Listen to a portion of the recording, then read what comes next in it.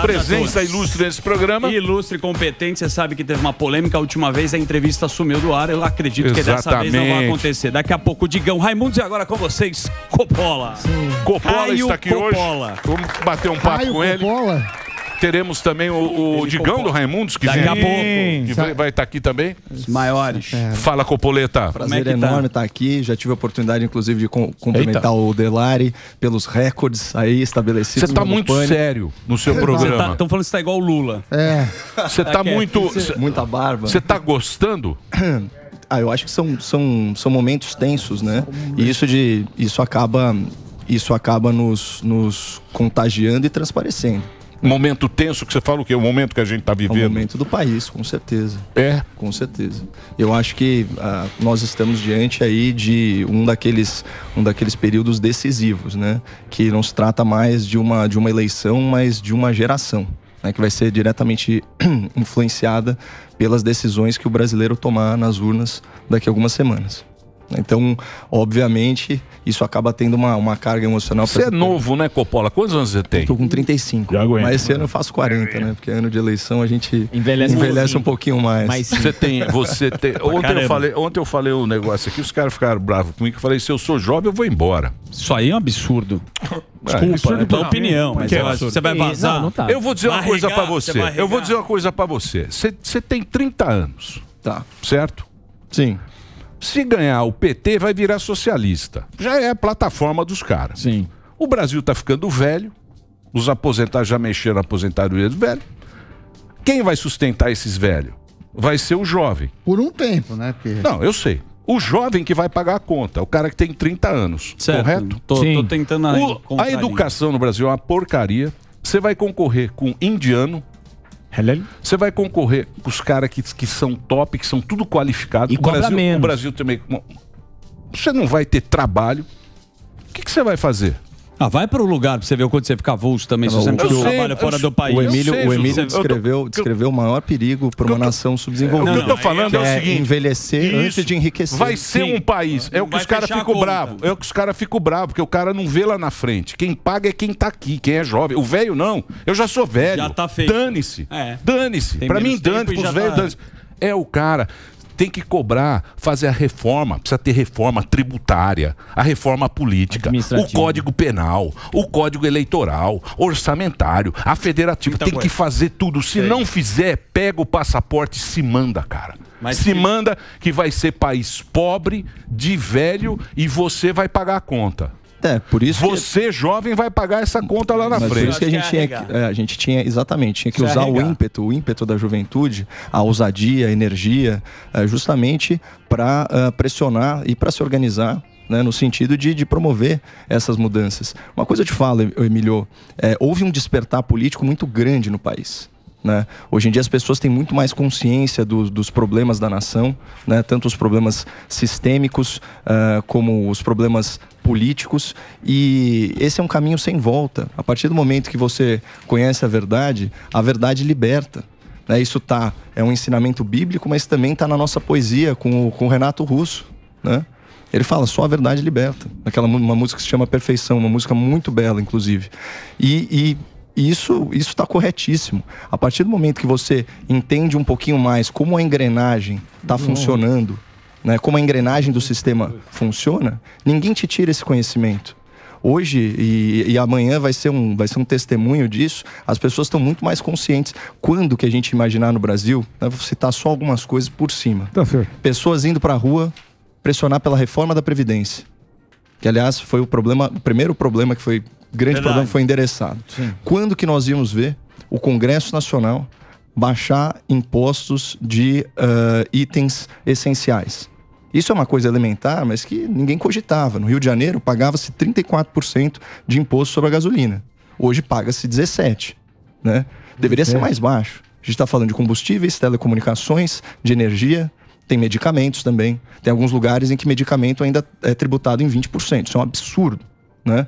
Então, quando a gente começa a ver que apesar, né, de toda essa fricção que é própria da democracia, as pessoas estão adquirindo uma certa consciência e estão indo às ruas. O Brasil não é mais aquele povo bestializado que foi descrito, né, no golpe da República, lá no final do século XIX. Ele não fica lá atônito, inerte, vendo as coisas. As pessoas, elas estão se movimentando. É que, como diria o Capitão Nascimento, o sistema é... Ô Coppola, mas você tava falando você citou a juventude, que a juventude tem que ser mais ativa e tal. Como é que tu analisa a juventude? A maioria ainda continua inclinada completamente pela esquerda? Como é que é aquele samba, Alba? Eu acredito na rapaziada. Rapaziada. Acredito mesmo. E assim, mas na tua ótica, a juventude, até na teoria do Emílio, falando da questão dos jovens e tal, você acha que os jovens, eles estão mais inclinados realmente para a esquerda, ou tem uma parcela dos jovens que estão entendendo com a questão da internet, estão observando toda essa movimentação da possível volta do crime, né? Você acha que tem um jovem pujante também de direita? Pujante e acachapante.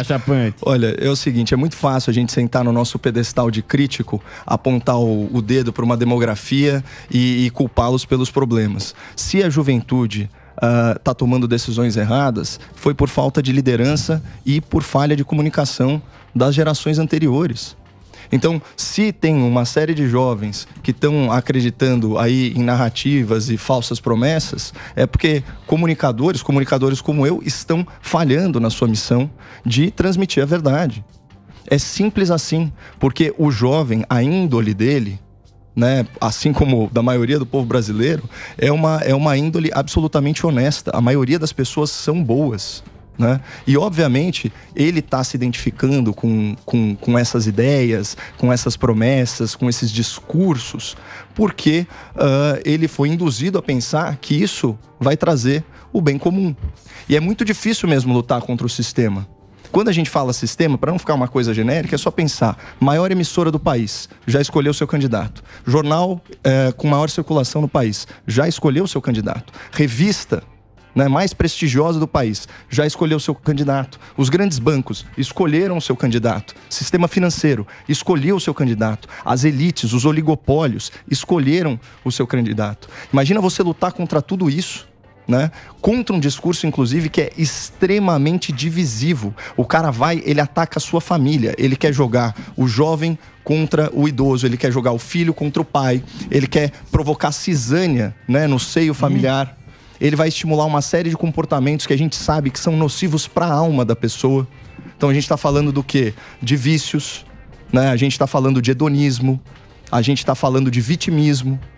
Então, eles vão fomentando isso nas pessoas, né, na juventude, e isso produz resultado. Agora, o que a gente está vendo hoje com o jovem, né, consequência de décadas de descaso, com a elite que deveria cuidar da manutenção das boas ideias, eles terceirizaram esse problema e uma força política nefasta se apoderou disso. Esses dias eu estava vendo um vídeo, eu não pude reproduzi-lo porque eu acho que era de algum candidato, mas o exemplo era tão bom, a metáfora era tão boa, Emílio. Ele falou o seguinte: quando você vai fazer uma receita de bolo, certo?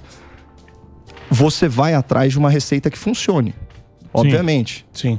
Né? Você não pega assim, putz, quero fazer, sei lá, esse bolo maravilhoso de cenoura, cobertura de chocolate. De terra. Exatamente. Aqui no Brasil, a gente está fazendo o inverso.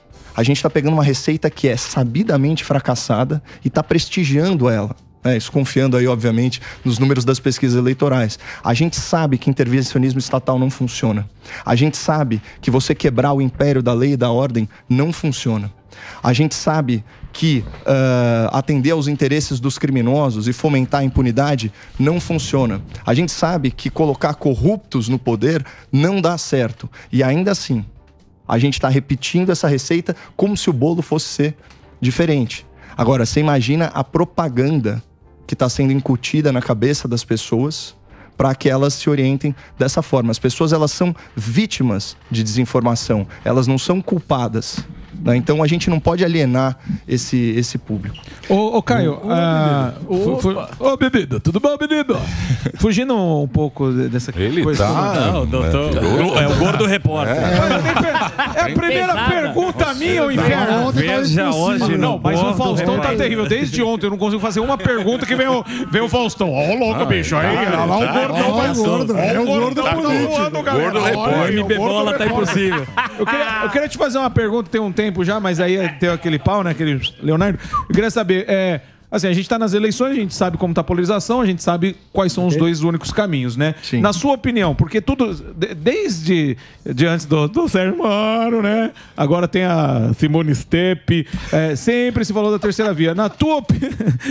Não, é sério. Na tua opinião... Eu tinha ouvido essa expressão. Você viu a Simone Steppi, né? Na sua opinião... que tipo de candidato seria um bom candidato para seguir nesse tal da terceira via que tanto se falou aí até tempos atrás? Aí? Olha, Morgado, eu sou um conservador, né? Então, assim, o ceticismo político, ele, de certa forma, ele permeia, né, toda a minha visão sobre as questões nacionais. Então, eu nunca penso em bons candidatos, eu penso nos candidatos que são viáveis e nos que existem. Né? Então, assim, votar, muitas vezes, infelizmente, é a arte de escolher o menos pior. Sim. É difícil você encontrar uma pessoa que realmente te represente. Ela vai te representar em algumas ideias, em algumas posturas, em algumas coisas que você considera fundamentais. Né? Agora, você querer achar alguém que de fato te represente, acho que foi o Thomas Sowell que falou: quando o que você quer é impossível, só quem vai te agradar são os mentirosos. Boa. Essa é a realidade dos fatos. O que a gente tem que tomar muito cuidado é porque os manipuladores, né, essa turma insidiosa. Mandou pro Os encantadores de serpente. Olha lá. Né? O que eles vão fazer? Eles vão lançar mão de falácias para nos persuadirem. Por exemplo, a falácia da falsa equivalência. Se você tem um defeito muito grave, um defeito de ordem moral, como é o caso, por exemplo, de uma das candidaturas, né, que é atolada até a lama em escândalos de corrupção, o que te favorece? Chamar os outros do que você é e acusá-los do que você fez. Só que você tem que saber distinguir, como eu sempre digo, uma unha encravada de um pé quebrado. Exato. Mas aí você tá fazendo menção direta à nossa sabatina de ontem. Inclusive... Porque o Ciro Gomes, ele fez várias falsas equivalências aqui. Tá doído? Não. Tá doído. Sim, ele teve... Eu respeitei a sabatina, respeitei a bancada, respeitei o tempo dele de falar. Não era um debate comigo. Depois. Agora, uma coisa que eu achei existe aí naquela quantidade volumosa de informações que ele transmite, existe uma tentativa de fazer igual a Simone Tebet fez. É a falsa equivalência, é colocar no mesmo nível, no mesmo lugar, Bolsonaro e Lula falando em corrupção orgânica. Quando nós ouvimos o programa ontem? Acompanhei, assisti, aliás, brilhante entrevista. Obrigado. É muito legal ver, o Ciro é um grande comunicador político. Então, assim, é entretenimento garantido. Aí você junta isso com o melhor entrevistador do Brasil. É verdade. No maior programa de rádio. Segundo melhor. Obrigado, Caio. E você juntando isso, você tem realmente um espetáculo midiático. Sabe o que eu pensava na entrevista do Ciro? Essa eu assisti na íntegra. Certo. Eu lembrava o seguinte, que até um relógio quebrado acerta o horário 2 vezes ao dia. De tudo que ele falou, de todas as coisas que ele joga, tem uma ideia que eu acho que faz muito sentido, que é uma ideia desprestigiada no debate público, que é a questão da dívida. Aquela história que ficou aí, de certa forma, escrachada com, vou tirar o seu nome do SPC e tal. Mas o negócio é o seguinte, quem conhece um pouco melhor a realidade da família brasileira, quem tem curiosidade, quem vai estudar, quem viaja pelo Brasil, sabe que tem 2 coisas que destroem uma família, que são as dívidas e os vícios. Sim. Tá? Essas 2 coisas destroem a família. E, realmente, se houver um projeto nacional para ajudar essas pessoas a se reabilitarem do ponto de vista, né, do orçamento doméstico, isso seria revolucionário. E o país, quando ele quer fazer alguma coisa, ele faz. né? Ele não vai ter óbices fiscais, ele consegue emendar a Constituição, desde que isso seja um projeto. E por que isso? Porque a classe média brasileira, ela é, e aí eu vou concordar com o relógio quebrado uma segunda vez, ela é esfolada por essa elite, por esse oligopólio do sistema financeiro, que está financiando, a gente sabe muito bem quem. Mas obrigado pelo voto. Mas existe uma diferença. Inclusive ontem estava... o Ciro se baseou num projeto que teve na Inglaterra, de 2015, em que a lei anti-ganância. E lá, os resultados... Primeiro, só serviu esse empréstimo para volumes muito pequenos, assim, R$100. E segundo, a inadimplência aumentou lá e o crédito está caindo. A grande divergência... E o Ciro, claro, ele tem as ideias dele, acho que todo mundo pode concordar. Eu tenho o direito de divergir. Ele gostou da Foca, o Ciro. Ele falou que vai me pagar o Fusca. Eu quero ver, Ciro. Amanhã. Aí, ele acredita que taxa de juros é decidida pelo governo. Eu e vários outros economistas mais ortodoxos acreditamos que isso é função do mercado. Por quê? Porque você tem a taxa de juros de curto prazo. Por exemplo, a Selic. A Selic, de fato, o governo pode ir lá decidir. Sim. Mas um governo não vive só de taxa imediata. São negociados títulos de 10 anos, de 15 anos, de 20 anos. E essas taxas são dadas pelo mercado. E como o mercado faz? Quanto mais risco eu tenho de calote, maior a taxa. Mas o Ciro disse um negócio que no curto prazo, e aqui, né, fazendo a concessão, porque a crítica tem que ser justa. Ele falou uma coisa que é verdade. Dos grandes bancos nacionais, sim, você tem 2 grandes bancos públicos. Sim. Agora, você acha que tem algum cabimento o crédito consignado, que antes era restrito a menos de 1/3 da renda das pessoas, né, dos aposentados, agora ampliou por causa da pandemia, não voltou. Quando você vai ver uma taxa de crédito consignado, que é uma taxa que tem praticamente risco zero para o banco, porque o desconto é na folha, os números são impraticáveis. Então, mas aí que tá a diferença, talvez. Não vamos ficar discutindo economia. Vai pegar o PowerPoint, o Excel, põe o Excel. Eu acredito que a melhor forma é concorrência, a melhor forma de baixar. Você abre a concorrência, chama um monte de gente. Você tira as barreiras de mercado. Mas aqui é só os grandes. Então, não é natural. É perigoso. Não, mas tem uma diferença gigantesca. Não é natural num país do tamanho do Brasil, tá, que tão poucos grupos concentrem tanto do crédito e das operações. Isso não é um sistema saudável. Lógico que não. Tem que mexer na lei para desburocratizar e permitir acesso. Mas aí tem uma implicação política. Ô, Emílio, tem uma implicação política. Os lobby que esses caras fazem, desde os milico, pô. Isso aí tem 100 anos. Mas que setor que não tem lobby? Os banqueiros? Porra, os banqueiros? Todo setor tem lobby aqui no Brasil. Deixa eu falar uma coisa pra você. Olha a oportunidade que o Bolsonaro tá perdendo. Agora eu vou conectar. Mas o Bolsonaro, ele tá querendo ganhar a eleição, porra. O Bolsonaro hoje... Estão lutando para ganhar a eleição. Ele é um candidato anti-establishment. Por quê? Como eu já disse, todo o sistema já escolheu o seu candidato. Anti-establishment. Tem, então, um oligopólio formado por grandes financistas e grandes bancos que estão apoiando o outro lado. E o Ciro Gomes, com razão, identifica esse problema. Ali, eu vejo muito mais potencial numa aliança, por exemplo, Ciro-Bolsonaro, nesse ponto programático de ideias, não é isso que o Ciro falou? Sim, não vote em Paulo Guedes e falar, vamos incorporar isso. Ele é um abolicionista. Isso aí, repare bem. Bem presunçoso, né? Ele se chama de um abolicionista numa sociedade escravocrata. Mas tudo bem. Além da presunção do Ciro, tirando isso à parte, a ideia é boa. Ela combina com, vamos dizer assim, a persona política do presidente da República. E isso era um negócio que precisava, assim, você vai peitar o sistema? Você vai peitar ali a tirania dos tribunais? Por que também não o oligopólio dos grandes grupos financeiros? Ah, tá bom. Meu amor. Ai, meu amor. Qual que é a maior preocupação? Um breakzinho rapidinho, só pra rede de rádio. Você deu uma bela audiência, viu, Coppola? Pode sair candidato. Tá quase chegando no Ciro. Eu achei que você ia sair. Fazer o break, Reginaldo, break pra rádio, continuamos na TV. Estamos ao vivo na TV. Hoje tem mais um PDC, sabe com quem? Com quem? Senhores. Conrado na sequência. E vamos falar do 7 de setembro. Esse 7 de setembro, vamos falar daqui a pouquinho. Ô, Reginaldo, pode ir pro break no rádio, continuamos na TV. Bora um pompom. Muito bem. E esse 7 de setembro é o quê? Você sabe que eu fui, cara. Eu fui de máscara. No Sesc Centenário. Centenada. O Sesc Centenário da Independência. Não. Eu fui naquela época você tinha que sair na rua Você saía desfilando, tal, que era 150 anos da independência do Brasil. Nossa, tá velho. Foi uma grande... Tô velho. Tá. Tô velho. Quantos anos você tinha quando você foi? 10? Não, acho que 11. eu tinha, sei lá, 9 anos. E foi um grande... Ninguém falou dos 200 anos. É verdade. Ninguém só tem um documentário, até falei pra Paulinha trazer aqui, do Brasil Paralelo, que tem uma comemoração dos 200 anos da independência do Brasil. Ninguém falou, é amanhã. Ficou tão maluco comemorar a independência, parece apoio. É bolsonarismo. As elites da cultura e da imprensa, elas estão tão obcecadas na militância partidária delas, que elas preferem, de verdade, abrir mão da soberania na Amazônia, ignorar datas cívicas fundamentais. Elas preferem abandonar a educação das crianças, esse crime que foi cometido, esse crime pedagógico que foi cometido na pandemia. Elas preferem destruir a economia do país a dar qualquer oportunidade para esse governo, que é um governo de turno, que é um governo transitório, ser reeleito.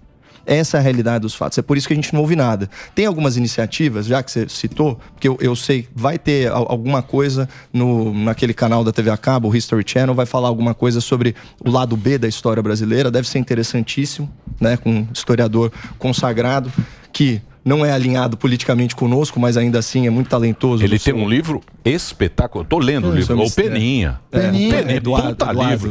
Como é que chama o livro? História do Brasil. Isso. Vai lá. Como é que é o nome? Não. Oi? Não é o dicionário. Não.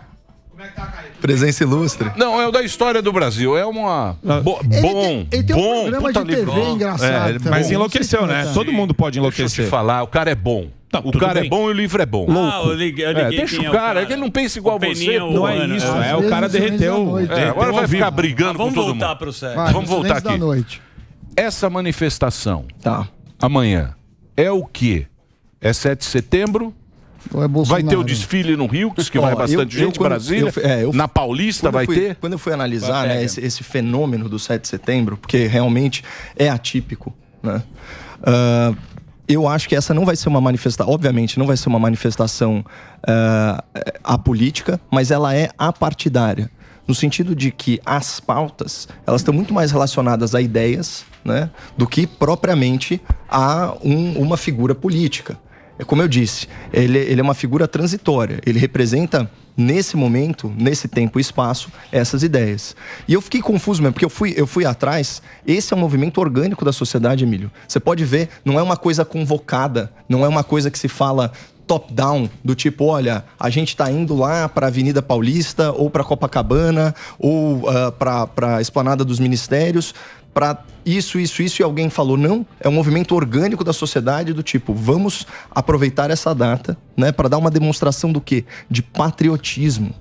E isso é muito importante, porque existe uma diferença. Tem duas grandes forças políticas hoje no país, disputando as eleições. Perfeito. Uma força é uma força patriota, que valoriza o quê? A pátria. O que é a pátria? A pátria é a construção histórica de vínculos afetivos entre as pessoas. Então a gente vai falar o quê? Nós temos a mesma cultura, nós temos um passado compartilhado, tradição, o mesmo idioma, as mesmas crenças, sabe? Isso é pátria. Existe um outro conceito, que essa outra força representa, que é o Estado. São os estatistas, são os estatizantes. Mas lá é o partidão, né? Mas é exatamente isso. E por que o partidão. Tanto que você vai ver a esquerda brasileira...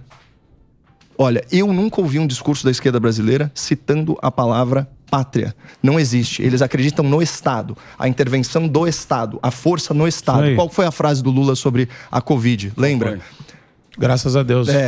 Agradecer a natureza por ter, contra a vontade da humanidade, criado esse monstro chamado novo coronavírus, para que até os cegos enxerguem que só o Estado é capaz de suprir determinadas crises. Mas isso o Petros falou lá, o Gustavo lá que ganhou lá na pátria versus Estado. Então, ele fala... Quem tá indo pra rua é quem defende a pátria, a diferença que tem é o seguinte: o Estado ser grande, você dá pouquinho pra cada, você deixa a turma pobre. Migalha. Você não deixa morrer de fome. Você não deixa morrer de fome. da galinha, né? Pra ter voto. Sim. Quando o cara ganha dinheiro, quando ele percebe, ele vira direita. Então você precisa manter a maioria da população na pobreza para você dar o bolso aqui, o bolso ali. Fala, ó, se tirar isso aqui, acabou tua vida, hein, amigo? Porque o cara, o comerciante, e esse é o cara que eu defendo. O cara que eu defendo, que eu sou esquerda. Ah, se é esquerda ou direita? Você está com o Bolsonaro. Eu defendo. Aqui, a minha galera aqui, ó. Minha galera. Que depois aqui, ó. Batata é brava. Aqui, ó. É os comerciantes. É pasteleiro. Aqui, essa aqui, ó. É o pasteleiro. Batata é brava. É o pasteleiro, é a Marofa que nem tá. Ó, aqui, ó. É a Patrícia, é os caras que... Não sei se é patriota ou não. Eu não sei. Essa galera, essa é a galera. Essa é a galera. Que é a galera que ouve o programa, que até os caras dormindo lá. Tem muita gente que não trabalha muito, não. O Léo. Então, quer dizer, a gente defende essas pessoas que você sai na rua e fala, porra, que legal que é o seu programa. Eu gosto dessa turma que me ouve. É porque ao contrário dessa elite, dessa bolha de imprensa, a gente gosta de gente. Eu me identifico com esse pessoal. Mas eu gosto dele. Não, essa é a turma mesmo que a gente faz. O Emicida quer acabar com a burguesia. Deixa eu fazer uma viagem cronológica das manifestações. Eu também concordo com vocês. Não é todo cara que vai nessa manifestação, o cara tá também exercendo lá a democracia, tudo. Mas, na passada, tinha uma pauta que era muito boa, que era a Lava Jato. Ninguém era a favor da corrupção, muita gente. Não era do partido, era para acabar com a corrupção. Contra os políticos. Contra os políticos. Nesta manifestação, é uma oportunidade também para o Bolsonaro, porque ele também leva uma turma que está lá para escutar ele. Você que manja do bagulho, o que ele precisa falar nesta manifestação para ele ser beneficiado? Na minha opinião, né? Longe, né? Você não perguntaria pro Sam. Grosso. Só pra não... grosso com ele. Que isso? Imagina grosso. Não, é porque assim, quem sou eu pra aconselhar o presidente da República? Mas eu acho... Visão. Manda pra mim, pode ir. Mas eu acho que o ideal, isso pro país, em termos de comunicação política, em termos de campanha eleitoral mesmo, o ideal é deixar o protagonismo desse evento com o tamanho do evento e essa demonstração de amor à pátria do que para discursos específicos. Ou seja, eu baixaria o tom porque vai ser uma festa linda. Vai. Inclusive, você vê o Supremo Tribunal Federal de forma desarrazoada, né? Listando medidas de segurança, impedindo as pessoas de transitarem por espaços públicos, colocando sniper apontando contra a população, o mesmo tribunal que impede que a Polícia Militar do Rio de Janeiro faça sobrevoo de helicóptero para proteger a vida dos policiais, o mesmo tribunal que impede o uso de snipers contra bandidos armados com armamento militar. Né? Então, assim, é muito fora da casinha. Mas eu estava com dúvidas também em relação à temática dessas manifestações, porque, por exemplo, em 2019, para mim, em maio, foi muito claro. No começo, havia aquela narrativa, né? Narrativa falaciosa, de que a manifestação de maio de 2019 tinha raiz golpista. Conversando com as lideranças dos movimentos, eu falei, não, peraí, aqui tem duas pautas. Era pacote anticrime, foi desmantelado pelo senhor Rodrigo Maia, e reforma da Previdência, que foi arrastada pelo senhor Rodrigo Maia, foi aprovada só no final do ano, graças a milhões de brasileiros que foram às ruas. Bom, eram essas duas. E agora? Quais são as pautas? Perfeito. E eu fui ver as lideranças, né? Colaborador aqui do programa, né? Inclusive foi meu colega na CNN, o Tomé Abduch, que é um engenheiro civil, mas é um ativista político muito ligado ao governo. O Abduch? Ligado. Show de porrada o Marinho. Você pegou uma briga lá. O cara quebrou a briga do Janones com o saiu na porrada com o Janones lá. A dancinha da... Bom, o Tomé, ele é uma liderança importante do ativismo político brasileiro. Praticamente é o único remanescente, né, dos grandes movimentos pelo impeachment da Dilma Rousseff, o único que foi leal ao presidente da República, né, fazer jus a esse fato, é um fato biográfico. E ele publicou um manifesto aí para, enfim, convocar as pessoas, e eu achei que ele sintetizou muito bem o espírito desse momento. O vídeo dele fala o seguinte, inclusive chama Apelo aos Patriotas, né? E vai ser um texto que ele vai ler lá na Avenida Paulista. Se você me permitir, eu gostaria de compartilhar, porque tem 1 minuto e meio aqui, porque é muito legal. Eu fiz até um boletim Coppola sobre isso. Olha que coisa bonita. Esse é um apelo aos patriotas. Um texto que será lido às 15 horas na Avenida Paulista, após a execução do hino nacional. Aqui ele já começa mostrando a que veio. O Brasil não vai permitir que ladrões voltem à cena do crime. O Brasil não vai aceitar que a vontade de um juiz seja maior que a lei. O Brasil quer eleições limpas e auditáveis. E hoje, nós sabemos quem atrasa o país. Nós sabemos quem não protege a vida inocente no ventre, quem estimula a sexualização na infância e quem doutrina a nossa juventude nas salas de aula. Nós sabemos quem quer a liberação das drogas, quem advoga a soltura em massa de bandidos e quem defende os interesses dos criminosos. Nós sabemos quem é contra a legítima defesa, quem não respeita a propriedade privada e quem menospreza a nossa liberdade religiosa. Nós sabemos quem propõe controlar a mídia e as redes sociais, quem se alia a ditaduras e quem protege terroristas. Nós sabemos quem aparelhou o Estado, quem deu prejuízo nas companhias estatais e quem assaltou os cofres públicos. Nós sabemos quem subornou o Congresso, quem colocou militantes nos tribunais e quem comprou a imprensa. Nós sabemos quem trancou o povo em casa, quem tirou o sustento dos trabalhadores e quem se recusa a baixar impostos. Nós sabemos quem joga a cidade contra o agro, o funcionário contra o empresário, o cidadão de bem contra o policial, o negro contra o branco, a mulher contra o homem, o gay contra o hétero, o filho contra o pai, o jovem contra o idoso. Nós sabemos de tudo isso e por isso eles não voltarão à cena do crime. Pô, bonito. Vamos aplaudir. Belo texto. A audiência falou, o bichinho inteligente esse Coppola. Não, mas enfim, méritos do Tomé. Aliás, quem quiser, principalmente quem for aqui de São Paulo. Mas aí depende do povo. Sim. Exato. A voz rouca do povo é que vai decidir no escurinho da urna. É isso aí. Isso é que é bonito na democracia. Você pode levar o país pra vala, se você quiser. Exatamente. Se a maioria quiser, leva o país pra vala. Mas não vai querer. Por isso que eu sou a favor. Duas coisas sobre o apelo aqui que eu acho interessante. Primeiro, você que está querendo informações, principalmente você que é aqui do estado de São Paulo, que quer informações sobre que horas que vai ser a manifestação, qual o lugar da cidade, você pode ir para as redes do Tomé, @Tomé_Abduch, isso no Instagram, e ele disponibilizou até um WhatsApp, principalmente para quem for na Avenida Paulista, que é o 011 99524 7858. Agora, cuidado com o WhatsApp. É verdade, vai ser grampeado. Só pra gente fazer, porque é interessante, isso daqui concentra muita coisa. Quer ver, faz a leitura, quer ver, do primeiro trecho aqui, nós sabemos quem não protege, só pra você ver. Cadê? Aqui, o primeiro. Nós sabemos quem é contra a legítima defesa. Não, aqui quem não protege a vida não... Nós sabemos, Nós sabemos quem não protege a vida inocente no ventre, quem estimula a sexualização na infância e quem doutrina a nossa juventude nas salas de aula. Bonito. Frase muito clara do Lula. Tomé.Abduch. Não, mas olha a importância disso. Por quê? O que ele está falando aqui? O Lula está flagrado em vídeo, falando, olha, a gente não tem que ter vergonha sobre esse assunto, o aborto é um direito de todos, em qualquer circunstância, inclusive o aborto por conveniência. Ele falou isso no contexto de controle de natalidade, da população mais pobre, ou seja, uma frase asquerosa, não condiz com a vontade da maioria da população. As pessoas se esquecem disso. Falou sobre liberação de drogas, Emílio, como eu disse.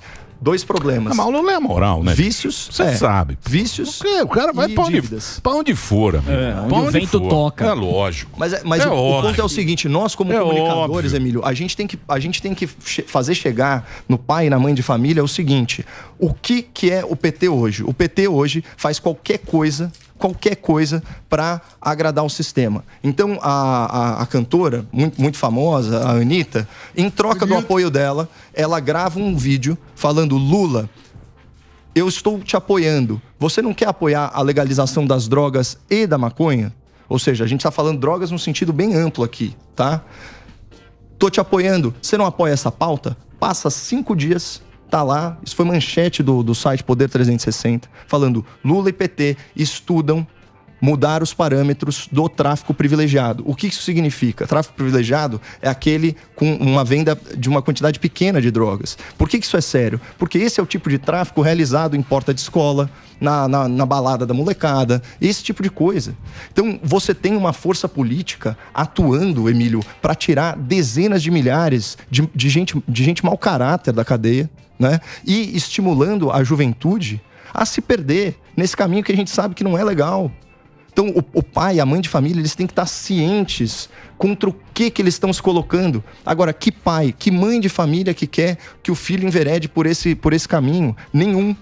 Basta que a informação chegue. Mas aí precisa cuidar do filho, né? Porque tem muito isso também, né? Tem muito isso também que o cara fala, Eu acho que não assume o BO. Não assume o BO de ter filho. Ter filho é responsa, meu. É tarefa ter filho. E não adianta deixar na mão do Lula e do Bolsonaro que ninguém tá preocupado com o teu filho. Tá ok? Quem tá preocupado com o filho é pai e mãe. É esse que tem que cuidar. Jogar na escola e falar, a escola que é pátria educadora. Aqui, ó. Pátria educadora. Eu recebi um pai, é família, cara. A família tá red pilada. Mas é família.